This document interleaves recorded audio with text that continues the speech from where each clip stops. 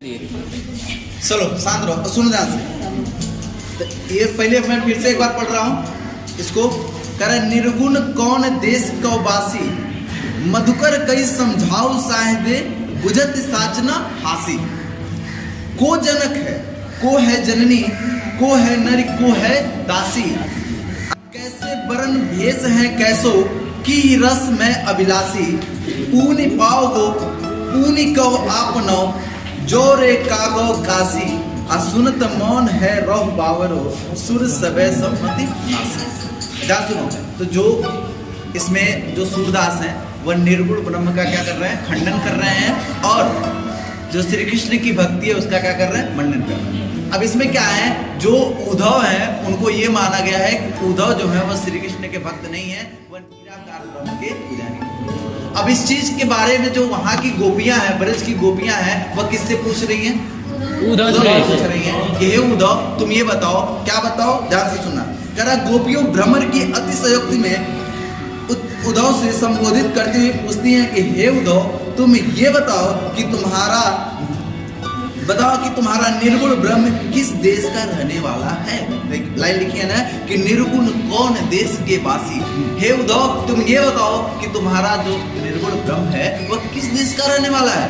और कह रहा है आगे कह रहा है, हम तुमको शपथ दिलाकर सच सच पूछ रही है, कोई हंसी मजाक नहीं कर रही है। कह रहा है मधुकर कई समझाओ साहदे, मैं आपको शपथ दे करके पूछ रही हूँ। बुझत साच ना हासी, इसे सच सच मैं पूछ रही हूँ, मैं हंसी मजाक नहीं कर रही।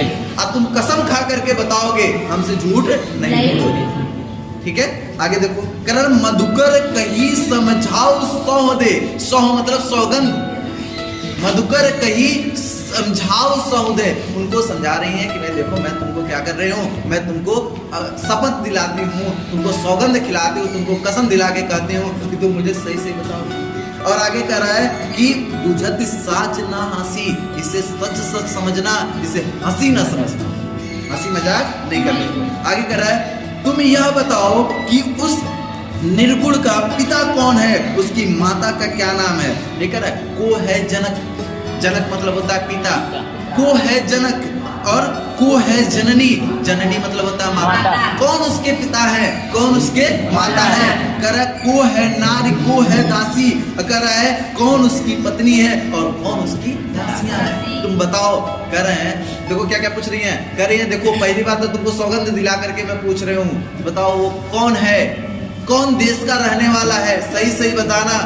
ठीक है, सही सही बताना, ये हंसी मजाक मत समझना, सौगंध है तुम्हें। ठीक है, अब बताओ उसके माता पिता कौन है, कौन है जनक, कौन है जननी। को है जनक, को है जननी, को है नारी, को है दासी। उनकी पत्नी कौन है और उनकी दासी कौन है। ठीक है, आगे देखना। करा उस निर्गुण ब्रह्म का रंग कैसा है, उसकी वेश कैसा है, उसकी भुजा कैसी है, और उसकी किस रस में रुचि है। तो कह रहा है कैसे है बरन, कैसे है बरन मतलब उसकी भेष कैसा है। कह रहा है भेष है कैसो, उसका भेष कैसा है, वो उसकी बनावट कैसी है। कैसो है बरन, उसकी बनावट कैसी, उसकी भेष कैसी, वो किस रूप से दिखता है, कैसा दिखता है। कह रहा है कि ही रस में अभिलाषी, और कौन से रस में ज्यादा अभिलाषी होता है ना कि हमें कोई एक चीज बहुत प्रसन्न होता है, कोई एक आपको पूछा जाए कौन सा गाना पसंद है तो आप कोई गाना बताओगे, हैं कौन सा गेम पसंद है बताओगे। तो कह रहा कौन रस के अभिलाषी, वो तुम्हारा जो निर्गुण ब्रह्म है वह किस रस की अभिलाषा रखता है, यानी किस प्रकार का उसकी रुचि है, इसके बारे में भी तो बताओ। आगे कह रहा है गोपियां उद्धव से चेतावनी देती हुई कहती हैं कि हमें सभी बातों का ठीक ठीक उत्तर देना, यदि सही बात बताने में जरा भी छल कपट करोगे तो अपने किए का फल अवश्य पाओगे। तो कह रहा है पाओगे पुण्य को आपनो, जो करोगे गासी, मतलब हमसे यदि किसी प्रकार का छल कपट करोगे तो पाओगे पुण्य, पाओगे पुण्य को आपनो, अपने किए का जो आपको कर्म है, फल है, वो उस कर्म का फल आप खुद पाओगे। ठीक है, कह रहा है जो रे करोगे गासी, हमसे यदि कोई भी गलतमानी करोगे तो उसका भाई फल तुम पाओगे। हमसे हाँ, जो का अर्थ होता है यदि, ठीक है। कहते जो कहते ना, जो तुम हमसे गलत बोले तो तारा के साथ गलत भगवान करेगा, है ना।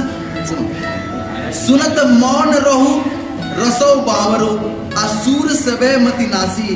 कह रहा है कन ये सब सूरदास जी कहते हैं, सूरदास जी कहते हैं कि गोपियों के ऐसे प्रश्नों को सुनकर ज्ञानी उद्धव ठगे से रह गए और उनका सारा ज्ञान गर्व अनपढ़ गोपियों के सामने क्या हो गया, नष्ट हो गया। क्या सुनो, सुनत मौन रहु बावरो, जो उद्धव जी हैं वो चुपचाप बावरा बन करके शांत होकर के सुन रहे हैं। असुर सवै मति नासी, सूरदास जी कहते हैं कि उनके पूरी जो मति है वह एक नाश हो गया है, वह खत्म हो गया, उनके पास कोई जवाब नहीं है।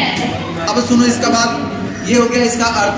काव्य सौंदर्य, वही जो प्रसंग बताए हैं कि उपयुक्त पदांश में श्री कृष्ण के सूरदास द्वारा निराकार ब्रह्म का क्या किया जा रहा है, खंडन किया जा रहा है, और श्री कृष्ण के भक्ति का वर्णन किया जा रहा है। और इसमें क्या हो रहा है, इसमें हो रहा है गोपियों द्वारा उद्धव से पूछा जा रहा है कि तुम्हारे निराकार ब्रह्म का आकार कैसा है, उनके निराकार ब्रह्म के बारे में पूछा जा रहा है। समझ में आया?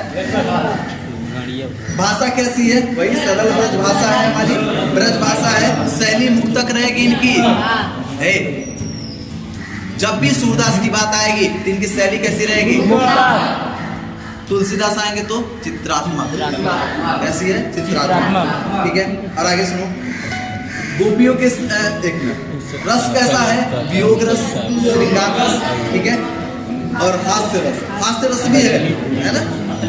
कह रहा है गे पद है, हमने पहले बताया कि इसका छंद हमेशा गे पद रहेगा, और गुण मधुर है, ठीक है। अलंकार समझाओ सौदे पागो पुनी, ठीक है, पागो पुनी, जहां पे दो शब्द, दो देखो कहते हैं ना कि जब एक ही अक्षर से स्टार्ट होने वाले शब्द बार बार आए, ठीक है, बार बार आए, जैसे होता है ना तरुवर तरु, तरुवर बहु छाया, ऐसे कुछ होता है, इसमें तो तरणी तनुजा तर तमाम तरुवर बहु छाए, है ना, ऐसे होता है ना, तो बार बार आ रहा है, तो वहाँ पे क्या अनुप्रास अलंकार। तो इसी प्रकार यहाँ पे कर रहा है पावगो पुनि, यहाँ पे अनुप्रास अलंकार हो जा रहा है, पावगो पुनि अनुप्रास अलंकार हो गया। समझाओ सौ, यहाँ भी अनुप्रास अलंकार हो गया, ठीक है।